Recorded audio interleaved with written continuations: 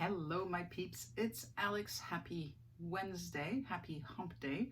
Today, I wanted to talk to you a little bit about energizing and keeping yourself going throughout the day so that you don't get to the end of the day and you're flat like a pancake, right? Because it happens.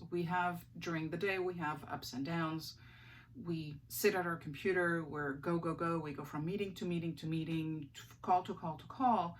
And then we don't take time for ourselves to really recharge and keep our energy levels up, which we need to do so that we don't get to the end of the day, like I said, and we're like, all we can do is, you know, catch up on Netflix and not have any time for our family, have any time for our friends.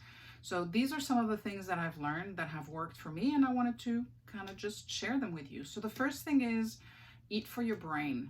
So that is one thing that I learned, which really surprised me. I was going through the day and I would have those dips, especially after lunch. And what I found was that there was a big correlation between when I ate bread and pasta and starches like that versus when I didn't. When I have the bread and when I have the pasta, within half an hour, 20 minutes, my energy starts to go down. So what do? Reach for the chocolate, which makes my insulin go up and makes my sugar go up. And what happens when that's done? It crashes. So you're in that constant up and down, which is exhausting. So one of the things that I'm doing more and more, I can't say that I'm 100%, but I'm doing it more and more, is trying to avoid those foods that I know are going to crash my sugar and that's going to cause me to reach for things that are not as healthy. So avoiding that crash in the first place is a good place to start. And the other thing is, another thing that brings me energy is eating healthy fats like avocado, making a big salad with olive oil or even avocado oil. And if you do avocado oil, make sure that it's cold pressed so it doesn't impact the health benefits of the avocado oil. But so basically, just from a food perspective, it's, understanding what impacts your brain so that you can stay alert and you can stay focused and you can show up as your best self. The other thing that I wanted to share with regards to food is I suffer from allergies in the spring.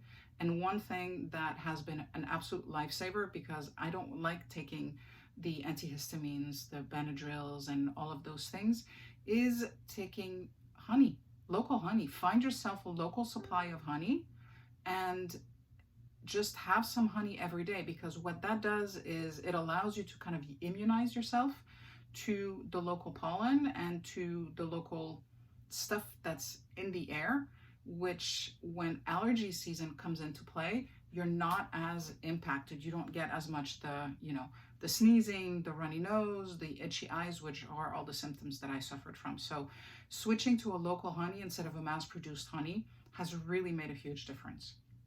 The second thing with regards to recharging is obviously exercise, right? And it's something I'm not a big fan of, although I'm learning that the benefits outweigh the fact that I don't really honestly feel like doing it. And what's been working for me is doing kettlebell training. Who'd have thunk? I do half an hour, I go all out. I have a local gym that does it, and I actually kind of enjoy it. I don't enjoy getting up at 5:45 in the morning to go to the 6:20 class, but I still do it because I see the benefit and I see how much more energized I feel throughout the day. And I piggyback that with, on the days that I'm not going to kettlebell, just do some walking first thing in the morning. Being able to get out there, even when it's cold, to have some fresh air, especially nowadays that we're so cooped up inside and we don't get to spend as much time outside as we would like or as we're used to. Being able to dedicate that time to yourself to go out and focus on yourself, get some steps in, is making a difference in how you can sustain your energy throughout the day. So that was the second thing. So bottom line is, find whatever works for you and just do it consistently. That consistency is really the critical piece. And then something else, so the third thing for you to be able to do throughout the day is to recharge. every 50 to 75 minutes seems to work the best. And there are three things that you can do really that are going to help. And the first thing is periodically throughout the day, check your posture. You know, if you're sitting at the computer and you're like this, chances are you're not allowing, for the energy to flow correctly through your body. So from time to time, make sure you stand up, throw your shoulders back, and give that room for the second thing, which is your breath. How many times during the day do you catch yourself not really breathing fully? So every 50 to 75 minutes, find a spot and just do 10 take 10 deep breaths.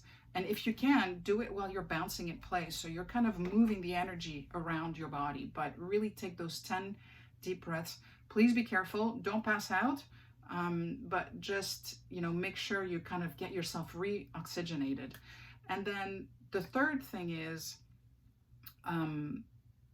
take time away and step away from your screens, right? We're all like so focused on our screens these days, especially for those of us that are working from home. You can spend just hours just sitting there not moving. So every 50 to 75 minutes, either go outside for a quick walk if the weather's okay, or do some knee highs, or do some squats, but do something that's going to get the blood flow going a little bit, and that's going to get you a little bit more energy to continue throughout your day. So these are the things I've been doing lately. I kind of wanted to share. I hope that it will be of service, and I guess I will talk to you guys next time. Have a great day. Bye.